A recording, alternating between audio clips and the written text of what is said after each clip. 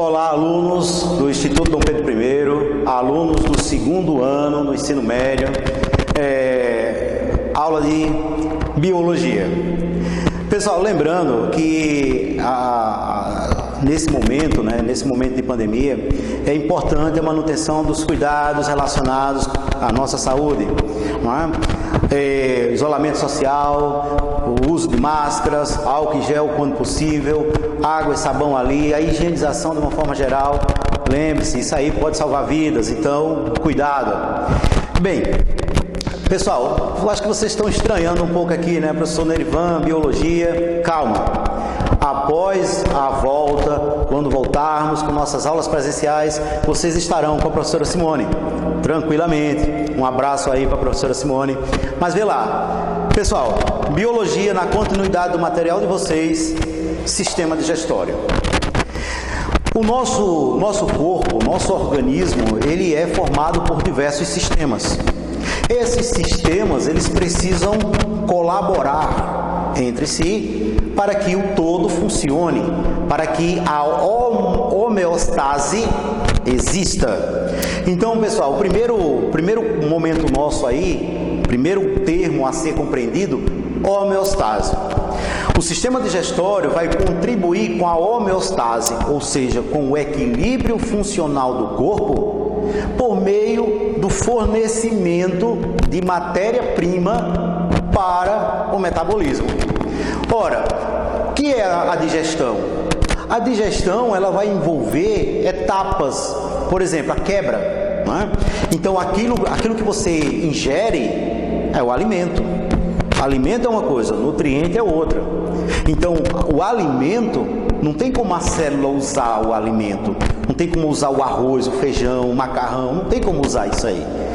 Esses componentes, esses alimentos, eles precisam ser primeiro digeridos. Daí um sistema próprio para fazer esse processo, sistema digestório.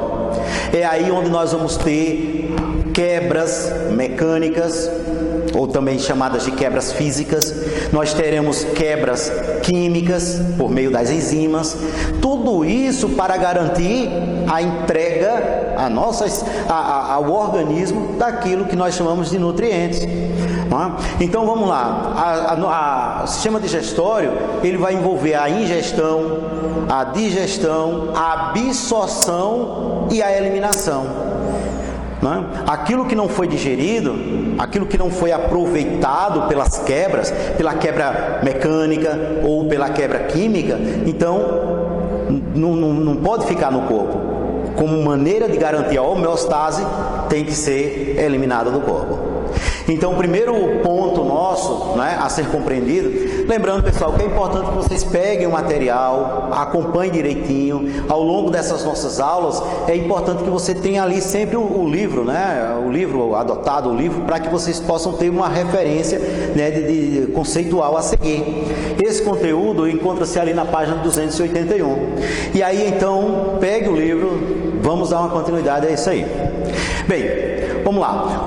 Quando nós falamos em sistema digestório e vimos aí as etapas, nós falamos de quebra. E aí então surgiu a ideia da quebra mecânica. Como assim quebra mecânica ou física, né? Ou quebra física?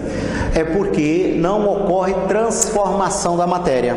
Aquele alimento, ele foi apenas triturado, ação lá dos dentes, por exemplo, né? Mas o arroz, o feijão, o macarrão, após a mastigação, continuam, não houve uma transformação química.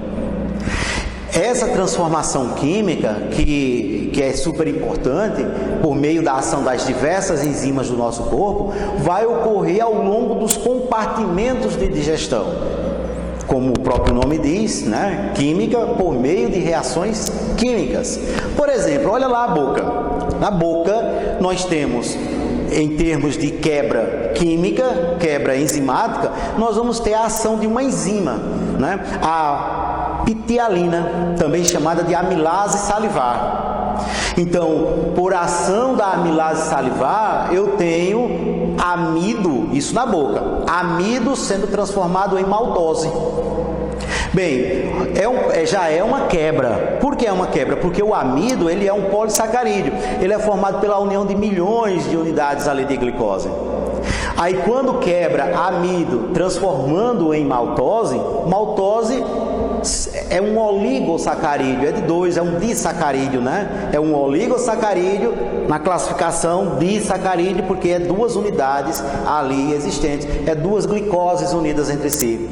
Resumindo, na boca, a ação da pitialina pega o amido, que é milhões de glicoses unidas entre si, irá transformar em unidades de 2 em 2, já para facilitar as posteriores transformações que vão ocorrer mais adiante, né?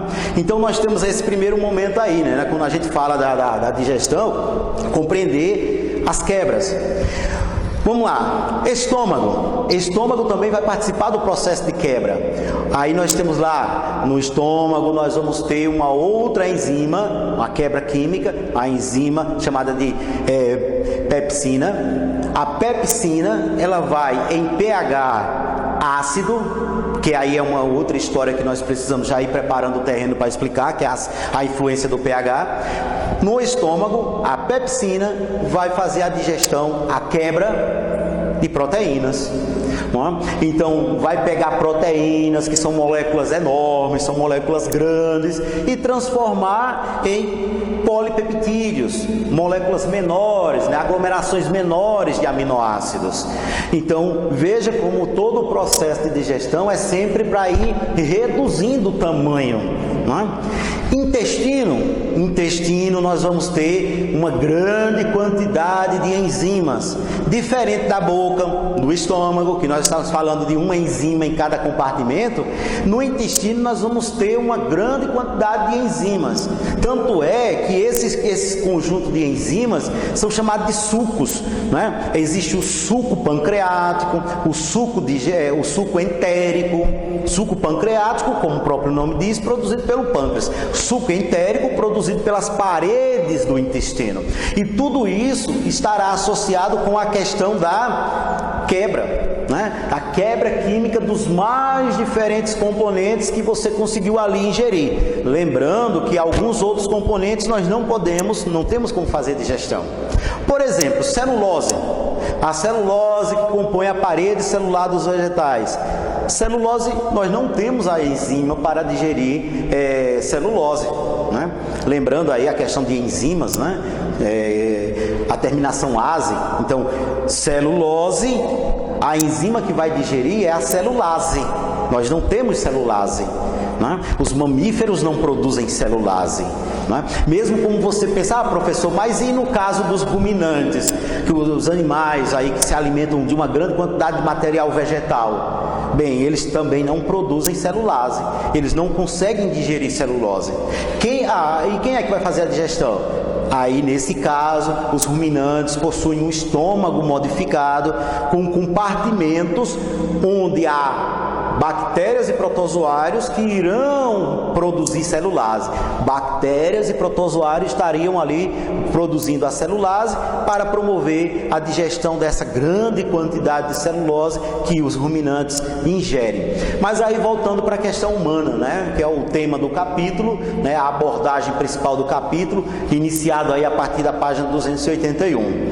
Então, nós temos que ter, nesse primeiro momento, a ideia de que quebra mecânica, quebra química. E a quebra química ocorre por ação enzimática. Lembrando que quando nós falamos em quebra enzimática, nós temos que pensar na ideia do pH. Vamos agora explicar a relação do pH. Pessoal, as reações que ocorrem via enzimas, elas precisam ocorrer em valores específicos de pH. O tal potencial hidrogeniônico, aquela história de ácido, base, neutro. Pois bem, a pitialina, que é a enzima lá da boca, ela exige um pH em torno de 7, um pH ali da normalidade, o neutro. né? Aí você tem a pepsina lá no estômago, já precisa de um pH abaixo de 7, que é o pH ácido. Enquanto as enzimas do suco pancreático e do suco entérico, que atuam lá no intestino, né, principalmente lá no intestino delgado, elas vão precisar de um pH básico, ou seja, um pH acima de 7. Então, quando nós falamos em enzima, nós temos que lembrar que existe a necessidade de um pH específico para a ação dessas enzimas. O pH, aprofundando o entendimento, o pH ele representa a quantidade de íons H+, né? De íons H+. Tanto é que pH é potencial hidrogeniônico. Então, o valor de pH está associado com a quantidade de íons hidrogênios ali no meio. E os íons hidrogênio, eles modificam a estrutura tridimensional das enzimas. Olha, pessoal, enzima, para que ela possa atuar, ela tem que ter uma estrutura tridimensional muito específica. Ela não pode ter qualquer conformação no espaço. Ela tem que ter uma configuração muito específica. E aí, então, quando ela se depara com um meio que tem determinada quantidade de íons hidrogênio, ela interage com esses íons hidrogênios, modificando suas estruturas. É por isso que para a atuação da enzima plena, para a atuação plena, ela precisa de um valor de pH específico. Por quê? Porque estará associado com uma configuração espacial específica. Nós temos aqui... Cadê? Vamos lá. Nós temos aqui, falando da estrutura, né? Nós falando de estruturas de órgãos que formam ali o nosso sistema digestório, nós vamos ter, como foi colocado, nós vamos ter lá o estômago, nós vamos ter intestino delgado, intestino grosso, nós vamos ter estruturas auxiliares, como por exemplo o fígado, o pâncreas, certo? O livro de vocês tem esse material também para que a gente possa ir acompanhando junto, né? Isso aí. Então observe o seguinte, olha, nós temos lá, por exemplo, o estômago já foi citado, que é onde ocorre a digestão de proteínas por ação da pepsina, mas nós temos, por exemplo, algumas estruturas anexas, como por exemplo o fígado. Qual o papel do fígado na digestão? O que é que ele faz ali? Bem, o fígado ele produz um componente que é a bile. A bile, que será armazenada na vesícula biliar, ela vai participar da digestão, né, da digestão de gorduras. Como é que a bile participa na digestão de gorduras? A bile funciona como se fosse um detergente natural, algo que vai diminuir o tamanho das bolhas de gordura, né? Por quê? Porque o nosso material ele é predominantemente polar, por conta da água. O teor de água nos sistemas biológicos é muito elevado. Gordura e água não são miscíveis. Sendo assim, água colocada lá na gordura, a gordura tende a se aglomerar. Ora, isso dificulta a digestão da gordura, né? A digestão dela por ação das lipases. Mas aí é onde entra a ação de um detergente natural que vai emulsificar. O que é isso? Emulsificar é quebrar essa bolha grande em bolhas menores. Porque no formato de bolhas menores vai ocorrer uma área de atuação maior para as enzimas. Resumindo, vai facilitar o trabalho enzimático. Então, é nesse contexto que você tem o fígado aí. Ele produz a bile. A vesícula biliar armazena, né? É por isso que às vezes você tem situações assim, necessidades de retirada cirúrgica, por exemplo, da vesícula biliar, mas o indivíduo continua produzindo a bile. Ele não terá onde armazená-la, mas continua produzindo, porque quem produz é o fígado, né? Pâncreas. O pâncreas, né, entra aí como uma glândula mista, uma estrutura anexa aí ao sistema digestório, e ele vai ter um papel importantíssimo, porque ele irá produzir um conjunto de enzimas denominado de suco pancreático. Não, ok? Bem, lembrando, né, que pâncreas também está associado com a produção de hormônios que irão controlar a glicemia, ou seja, controlar a quantidade de glicose na corrente sanguínea.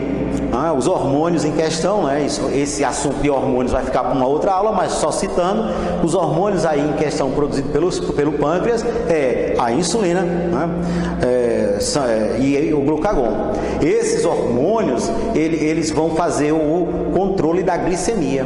Quando a glicose na corrente sanguínea estiver muito alta, aí o que é que ocorre? O pâncreas vai liberar insulina. A insulina vai alocar essa glicose dentro das células. Com isso vai diminuir a glicose na corrente sanguínea. Mas quando a glicose estiver muito baixa, aí então nós temos o pâncreas liberando o glucagon, que é um outro hormônio, e esse hormônio ele vai empreender mecanismos para a neoglicogênese ou a gliconeogênese, ou seja, traduzindo, o glucagon ele vai pegar compostos, transformar em glicose e lançar na corrente sanguínea para manter os níveis adequados ao nosso metabolismo. Bem, continuando aqui, nós temos falar de intestino, né? Em intestino nós temos que ter a ideia da absorção dos nutrientes. Já foi dito anteriormente, aqui nesse momento, que é lá no intestino delgado onde vai ocorrer a digestão por parte do suco pancreático e do suco entérico. Então, aquilo que não foi digerido na boca, não foi digerido no estômago, vai ser digerido ali no intestino. Se não for digerido ali, vai ter que ser eliminado, né? Então nós temos no intestino delgado, além desse processo de finalização, digamos assim, da atuação das enzimas, nós temos também uma área especial para a absorção dos nutrientes, que essa área é a microvilosidade intestinal, né? Então nós vamos ter o próprio revestimento do intestino delgado, ele forma as vilosidades intestinais. E aí, lá no intestino, lá nessas vilosidades, nós teremos uma área específica onde ocorrerá a absorção dos nutrientes, que é justamente as microvilosidades intestinais. Certo? Então nós temos a continuidade aqui desse material, nós temos a questão do trato digestivo, né, onde nós vamos ter lá os compartimentos, como foi dito, cavidade oral, esôfago, estômago. O esôfago, nós vamos ter ele como sendo um tubo que irá conduzir o material, né, fazer esse contato, direcionando o componente lá para o estômago. Intestino delgado, nós comentamos. Intestino grosso, nós vamos ter o processo lá de reabsorção de água. É importantíssimo considerar isso. Por quê? Porque a saliva, onde encontra-se lá a pitialina, ela é uma solução aquosa, ou seja, a pitialina ela é liberada pelas glândulas salivares em meio à saliva, ou seja, tem água. A ação da pepsina lá no estômago se dá no chamado suco gástrico, que também é uma solução aquosa. E aí então você vai tendo em cada uma dessas soluções destinadas à ação das enzimas, você vai tendo a liberação de uma grande quantidade de água. A água é importante para o organismo, lembre lá, né? 65%, 70% do corpo é água, depende da idade, né? Quanto mais jovem, maior o teor de água, quanto mais velho, aí vai diminuindo o teor de água. Mas de uma forma geral você tem a água como sendo de suma importância. Então essa água que foi sendo lançada ao longo do processo digestório, ela não pode ser perdida, ela é reabsorvida. É aí onde entra o intestino grosso. No intestino grosso, né, nós teremos essa reabsorção de água, nós teremos a absorção ali de componentes relacionados a lipídios também, né? Os ácidos graxos resultantes da digestão de lipídios serão absorvidos ali no intestino grosso. Vai ocorrer a formação do bolo fecal, né? As fezes, elas terão sua composição adequada, de acordo com o tempo de permanência ali no intestino grosso. Quanto mais tempo esse material ficar no intestino grosso, maior o tempo de reabsorção de água, por isso que as fezes vão ficando muito secas, né? Dificultando com isso o movimento peristáltico para a eliminação reação delas mais adiante.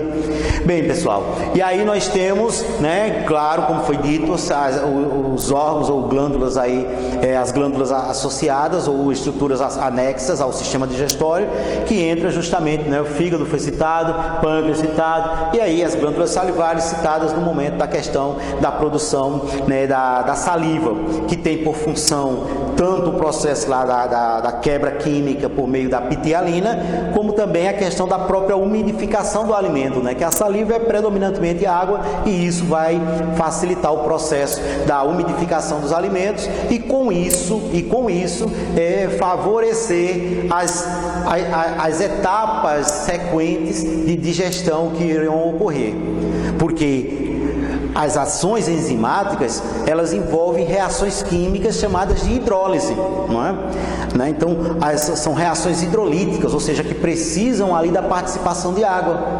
A água é essa que irá fornecer para o contexto reacional, irão fornecer as hidroxilas, irão fornecer hidrogênios, então são reações hidrolíticas. Por isso, a importância da umidificação, né, realizada lá pela saliva. Para finalizar, nós temos que vamos direcionar a coisa para Enem mesmo, né? Para vestibulares mesmo, sistema digestório. O que é que tem caído muito aí em Enem? Tem caído muito em Enem a relação entre o compartimento da digestão, o valor do pH e a enzima ali em questão, né? Então, por exemplo, aqui, boca, né? Estômago e o intestino delgado. Então, como é que fica esses compartimentos em relação à ação das enzimas, valor do pH e o substrato no qual essa enzima está atuando? Então, vamos lá. Então, eu quero aqui, ó, perceba lá, boca, pH em torno do 7.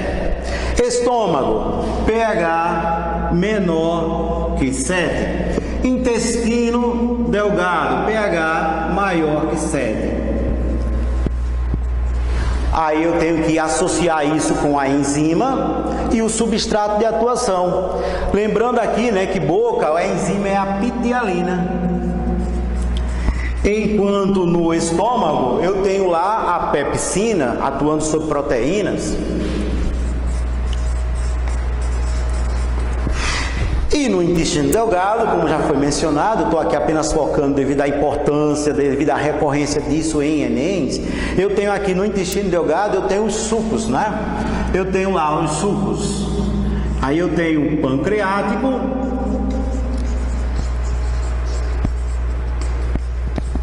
e o entérico. Lembrando que o suco pancreático, além de ter enzimas associadas ao processo de digestão no intestino delgado, ele terá também uma solução alcalinizante, um papel alcalinizante. Como assim? Aquele material que está chegando do estômago está vindo muito ácido. Estando vindo muito ácido, vai dificultar a ação das enzimas do intestino delgado. Aí é necessário uma função neutralizante, né? Vai alcalinizar esse material que está chegando do estômago para poder permitir a ação das enzimas no intestino delgado. Então, pessoal, para esse primeiro momento nosso sobre o sistema digestório, nós vamos ficar por aqui. Lembrando, mantenham os cuidados relacionados a evitar a infecção aí com esse novo coronavírus e em próximo momento nos encontraremos aqui para tocar o barco relacionado a nossos conteúdos de biologia. Até mais!